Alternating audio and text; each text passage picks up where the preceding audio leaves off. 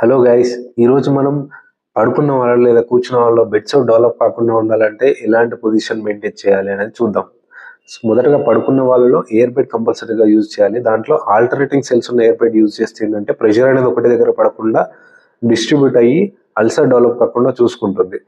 రెండో విషయం ఏంటంటే పేషెంట్ని ప్రతి 2 గంటలకు ఒకసారి పొజిషన్ చేంజ్ చేస్తూ ఉండాలి. అదే మనం 30 degrees లాటరల్ పొజిషన్లో పెట్టాలి. 90 degrees పెడితే ఏంటంటే అక్కడ కింద కూడా అల్సర్ డెవలప్ అయ్యే ఛాన్స్ ఉంటుంది. తల భాగాన్ని పైకి లేపినప్పుడు ఒక 30 డిగ్రీల వరకు మాత్రమే లేపాలి. అంతకు మించి లేపితే ఏంటంటే వెనకాల రాపిడి ఏర్పడి అల్సర్ డెవలప్ అయ్యే ఛాన్స్ ఉంటుంది. కూర్చున్నప్పుడు ప్రతి 15 నిమిషాలకు ఒకసారి చైర్ యొక్క హ్యాండిల్ పట్టుకొని పైకి లేవాలి. దాని ద్వారా రక్త సరఫరా అనేది ఇంప్రూవ్ అయ్యి అల్సర్ డెవలప్ కాకుండా చూసుకుంటుంది. ఇంకోటి, కింద మెత్తటి కుషన్స్ వాడాలి కూర్చున్నప్పుడు. అలాగే చైర్ యొక్క మెజర్మెంట్స్ అనేవి పేషెంట్ సరిపడా ఉండాలి.